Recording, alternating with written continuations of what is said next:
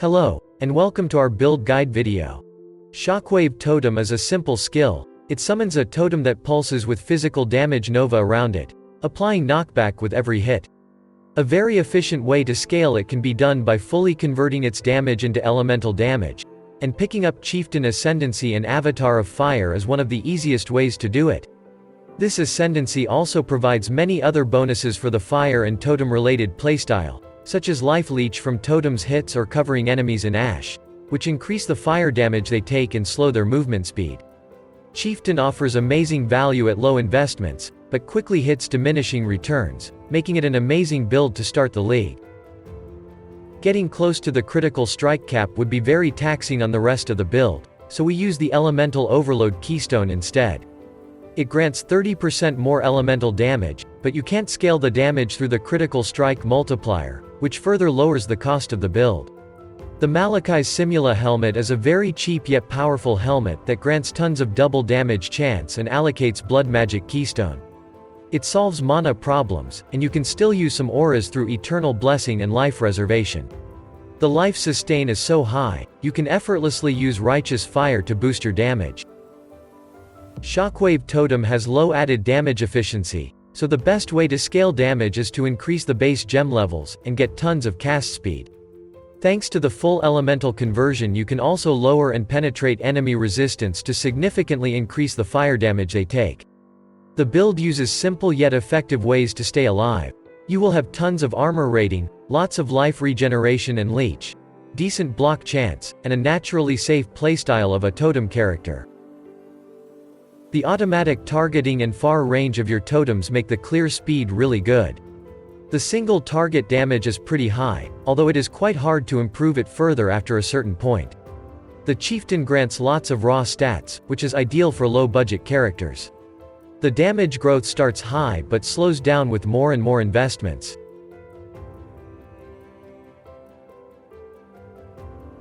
The build uses plenty of cheap and powerful unique items, but you can comfortably start with your rares. The most impactful one on your gameplay is the Astral Projector Ring, which allows your totems to cast their nova directly on top of enemies. This helmet grants tons of double damage chances and solves your mana problems by allocating the blood magic. This limits the amount of auras you can use, but it's still plenty. You should look for Corrupted Implicit that lower the reservation of socketed aura gems, as it affects the life reservation too. You can use those boots to inflict the Scorch on enemies without missing out on the combustion debuff. Scorch reduces all elemental resistances of affected foes. You won't be able to trigger the burning effect on kill with totems, but it's still a worthy pick.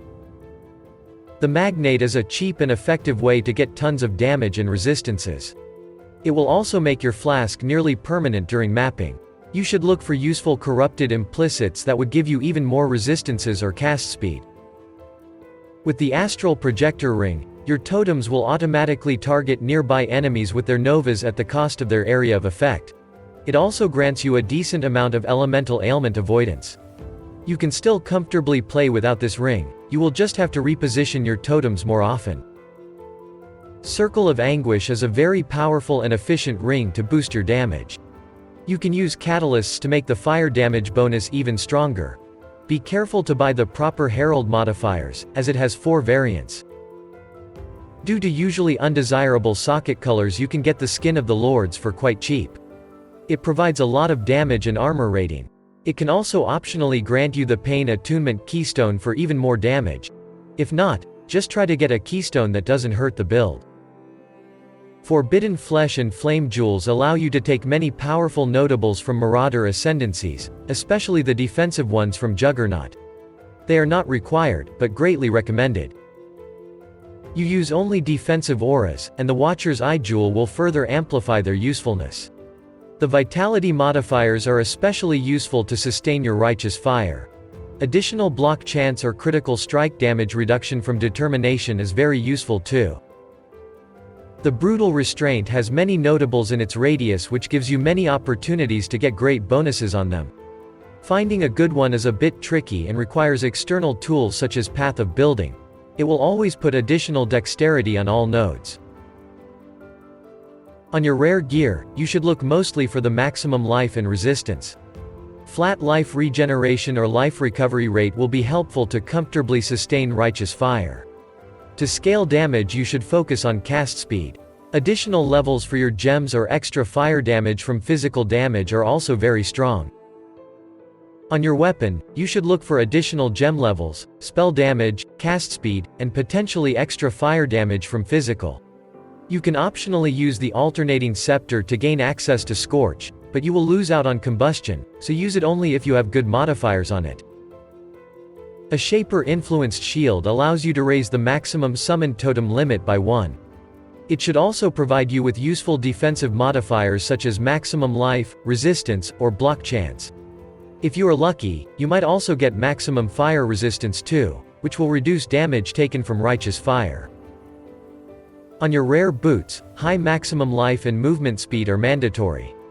Aside from that, look for elemental resistances, life regeneration, action speed, or ailment avoidances. Eldritch Implicits are a great way to accomplish that. Gloves can provide a decent amount of damage for this build with just Eldritch Implicits through Unnerve and Fire Exposure on hit. They should also grant you maximum life and lacking resistances or attributes. To get more damage, you should look for cast speed when focused for a powerful burst.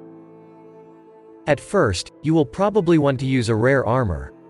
It should grant tons of maximum life and life regeneration. It can also grant additional physical damage mitigation by taking it as elemental damage. Thanks to the Hunter influence, you can get a special modifier to raise your curse limit too. On a rare amulet, you should look for additional levels for your gems and cast speed. It should also grant the usual maximum life and resistance modifiers. You can also get lots of missing attributes or resistances here. On regular jewels there are not many modifiers that would be particularly useful for this build. You should look for maximum life and any form of cast speed here. Lacking attributes, resistances, or ailment avoidances are also good to have. You can get a lot of physical damage bonuses from a proper large cluster jewel. It should have a maximum of 8 passives and provide 3 useful notables, such as Battle Hardened or Force Multiplier. Totems can get many useful passives through relevant medium cluster jewels. Most notably, you can get Permanent Onslaught, and apply Hinder on your enemies. The Ancestral Inspiration is the only way to get an Arcane Surge buff on a build that has no mana. The bonus cold damage from Taste of Hate Flask will be partially converted to fire damage, but it isn't much. It should be used for the powerful defensive aspect it grants. Thanks to the Magnate Belt you will have high uptime on this flask, but you should aim to cap cold resistances without it. For your remaining magic flasks we recommend using Life Flask with Bleeding Removal, Quicksilver with Cast Speed, Granite Flask with Armor Rating Bonus, and a Ruby Flask with Curse Effect Reduction.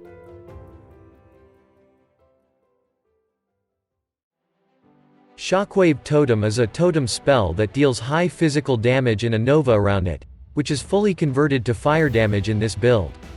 The concentrated effect grants an enormous amount of damage, but you can swap it for the faster casting or increased area of effect supports to improve your clear speed, as damage is not as important during regular mapping anyway. The controlled destruction gives more damage than combustion, but the elemental overload buff won't be as reliable. Herald of Ash grants you tons of fire damage. It is especially powerful when you combine it with the Circle of Anguish ring. Petrified Blood lets you benefit from low life status without putting you at risk by splitting incoming damage into damage over time effect. Vitality Aura grants you plenty of life regeneration. It reserves a flat amount of mana, which is paid with your life in this case. If you got enough reservation reduction, you can try to fit in the Defiance banner to improve your armor rating a bit. All those auras should be linked with the Enlightened support. Ideally, you should socket them inside of a helmet with reduced reservation costs. The Determination Aura grants you lots of flat armor rating and makes your overall armor stronger. The Eternal Blessing makes one of your auras completely free but disables all other mana reserving skills. Note that it doesn't disable the life reserving skills. Righteous Fire engulfs you in a fire that burns you for a high % of your maximum life but grants you tons of spell damage. You can sustain it quite easily thanks to your high life regeneration and constant leech. Flame Dash performs a swift teleport in a quite long range used for better movement. Enduring Cry is a war cry used to generate endurance charges and recover lots of life on demand. The anomalous quality greatly speeds up its usage. You can use the enhanced support to make those skills a bit better or faster. It is not required, as it also raises your dexterity requirements. Flammability significantly lowers fire resistance of affected enemies. It also increases your chances to ignite them, so you can apply combustion more reliably. Elemental Weakness is an optional curse. It will further lower enemy resistance. You will need anointment on your amulet or a special modifier on body armor to use this curse. The best guard skill for this build is the Molten Shell. It improves your armor and can soak tons of damage. You can cast it automatically with your left mouse button or link it with the cast when damage taken support.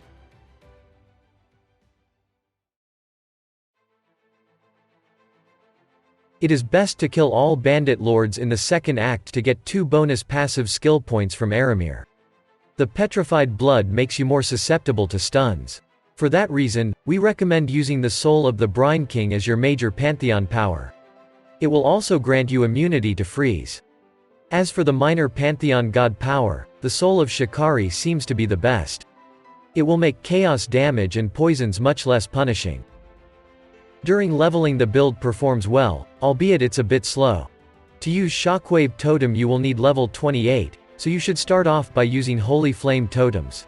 The passive tree grants you a lot of life and life regeneration. It also provides plenty of block chance, as well as the Glancing Blows Keystone which doubles all your spell block but reduces its effectiveness. To boost your damage you should pick some elemental and totem related passives, as well as cluster jewels. This build uses a lot of keystones. The Ancestral Bond is the most important here. It will increase your totem limit but disable damage from skills other than totems. The Elemental Overload provides a huge damage multiplier, but you won't be able to use critical strikes anymore. To fully convert your physical damage into fire, you just need an avatar of fire paired with your ascendancy. The Blood Magic Keystone granted by your helmet completely removes your mana. Your auras will reserve life now, but without the hefty penalty of the usual arrogant support. Lastly, the Iron Will Keystone improves your spell damage based on your strength.